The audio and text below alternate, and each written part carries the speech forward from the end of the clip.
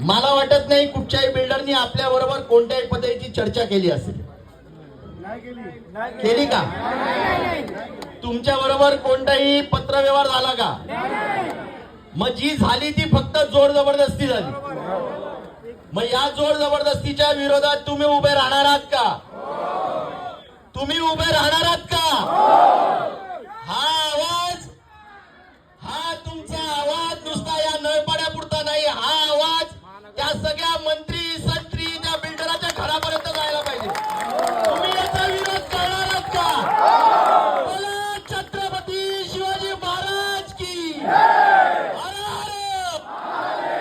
तुम्ही विचार करा, हा आवाज एकवटला ना तर भल्या भल्यांना त्यांच्या गुडघ्यावरती तुमच्या घरापर्यंत यावं लागेल. मला ही खात्री आहे की या ठाण्यामधल्या प्रत्येक गोरगरीब जनतेला असं वाटतं की आमचं घर खरोखर चांगल्या रीतीने बनलं पाहिजे. वाटतं ना? पण त्याला आपण कुठेही बळी जाता कामा नये. नाहीतर असं होईल की आपण आमिषापोटी जाऊ. आता जे तुम्ही सगळे एकवटलेले आहात हे लक्षात ठेवून द्या. अनेक प्रकल्पांमध्ये हेच झालं.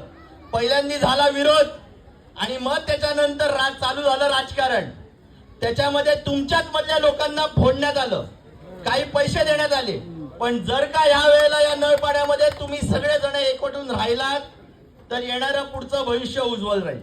जर का तुम्ही एकवटले नाहीत तर तुमची तर अनेक जणांची वय झालेली आहेत, पण तुमच्या येणारे हे जी मुलं आहेत, ही जी बालक आहेत, यांचं भविष्य तुम्ही अंधकारात टाकाल आणि त्याचं पाप हे तुमच्या डोक्यावरती राहील.